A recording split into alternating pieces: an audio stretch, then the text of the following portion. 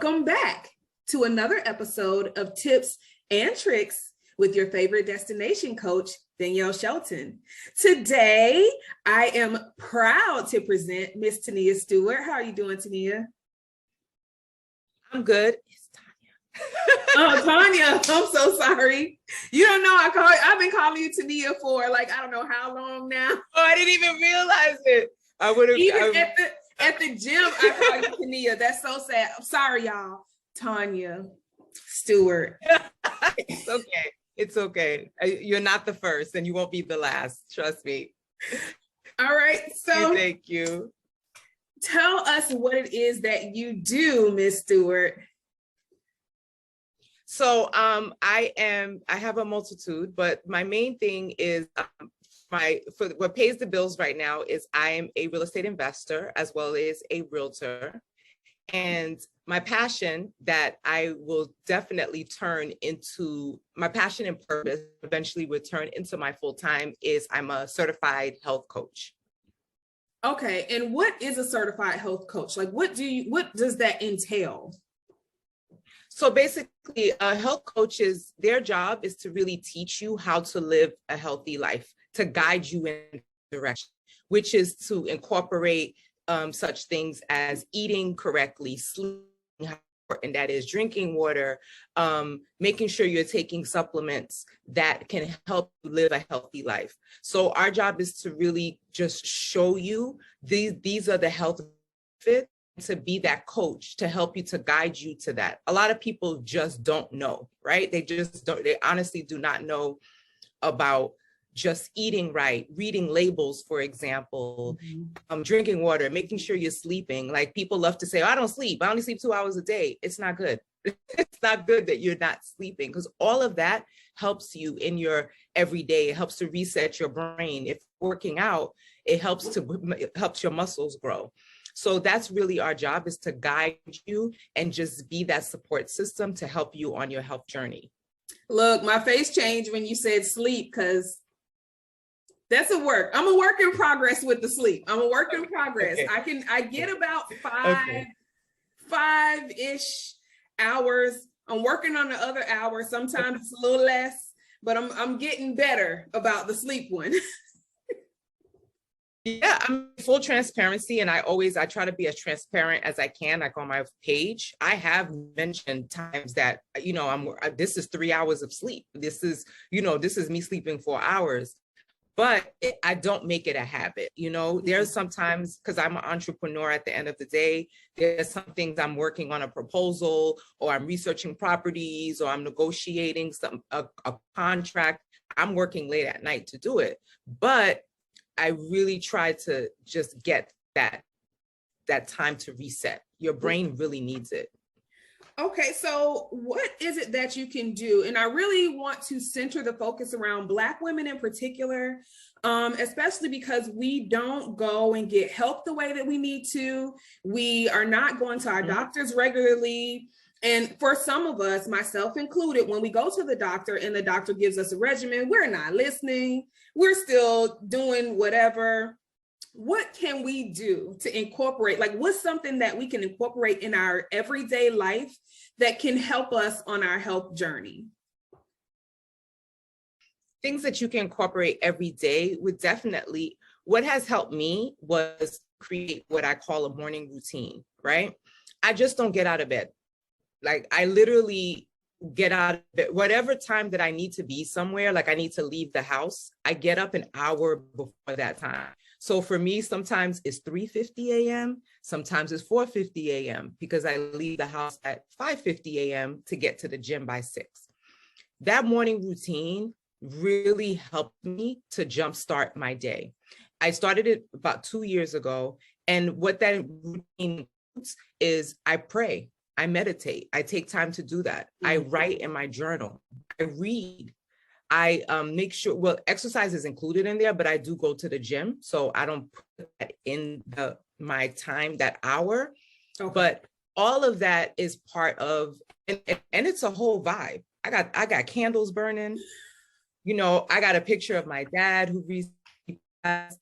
I talked to him. Like, it's a whole vibe in my room. Like I have, mist in the air of eucalyptus, like it's everything. But by the time I get to the gym, I'm up. So creating that time for yourself, right? A lot of people, especially women of color, moms, their day starts when their kids wake up. You know, they never take that time. Like that's your time. That's your time to just start your day so that you can tackle the rest of the day. So I highly recommend that you do a morning routine, whatever that is for you. For me, it's an hour. For you, it could be minutes. And listen, I'm not meditating for 20 minutes. I'm meditating for 5 minutes. You know, I'm praying for 5 minutes. My journal time is 10 minutes. My reading is 10 minutes. It's not like I'm taking 20 minutes. So just creating that time for yourself, for you to think. The house is quiet at that time. Outside is quiet. Cars are not even driving in the streets really. So it's for you to kind of just start your day and whatever that is, whatever you're going to tackle for the day, and think about what you have to do, that to-do list. You need to, this is your time. This is your time for yourself. Yes. So I recommend just doing some kind of morning routine to take care of yourself. I love the morning routine. I definitely have a routine, especially those of us that go to the gym like 5 a.m., 6 a.m. I think you have to have some sort of a routine in the morning. Right. One of the things that I want to learn to incorporate is the meditation in the morning, because I don't do that. I get up and I get out of the bed. And while I'm getting myself together, I take time to read my Bible. You know, the little Bible app. I do take time to read my Bible verse and, you know, get some good stuff in and maybe get, you know, a prayer in. But I do want to spend more time just thinking about nothing, because I think as entrepreneurs and as wives and some of us as mothers, you wake up with stuff like this. Yes. It's always going, and you go to sleep with stuff like this. And you're like, oh, what do I have to do? What do I have to do? What do I have to do? And I find myself sometimes having anxiety. And the gym actually brings my anxiety down, but I want to not have it before I go. Right. So I'm going to try to incorporate some time to not jump out of bed immediately, but to just take a moment to just meditate and not be thinking about what I have to do in the day, but just kind of focus on other things so that I'm not so inundated with these feelings of what do I have to get done? Right. Because like you and me as well, as soon as we leave the gym, that's when the day starts. Your day starts. You're running out. Sometimes, you know, gym is ending at 5 after. So you're really running out and you're just running to your car. And it's like, okay, I got to get home, you know, whatever that is for you, whatever that is. I got to shower, I got to change, I got to get the kids up, I got to make breakfast, I got to make lunch, I got to do like all of that starts the day. So, you know, having that time to yourself has made such an impact in my life. Like in the past 2 years, like I said, I've been doing it for 2 years. And it's crazy because, you know, we all say we want to read our Bible and we want to, you know, we want to write in the journal. You never have time to do it. You never really have the time to do it. And I love that I can go to my journal and see what I wrote 2 years ago. You know, it's just, you know, it's amazing. See like, oh, wow, look at me. Look at the things I was talking about in my journal. And listen, my journal writing, guys, sometimes it's just grateful. I'm grateful for my soft pillow. I'm grateful for my mother. I'm grateful that she, you know, that she's still alive. I'm grateful for my sister. It's not a type of, oh my God, what am I grateful for? Writing what's in your head at the time, just putting it out. You know, some days I write about the day before, or some days I just go in with, I'm grateful and what I'm grateful for. I love that. I think one of the major takeaways that we can really take away from this conversation is you don't have to meditate for 20 minutes, for 30 minutes. You don't have to. You can get in 2, 3, 4, 5 minute meditation. You don't have to write a novel. You're not working on a dissertation if you choose to write a journal. You're just getting thoughts, out. And I think sometimes we, especially those of us that are perfectionists, we feel like there's a way to do it. But there's no right or wrong way to dedicate morning time just for your overall self-care.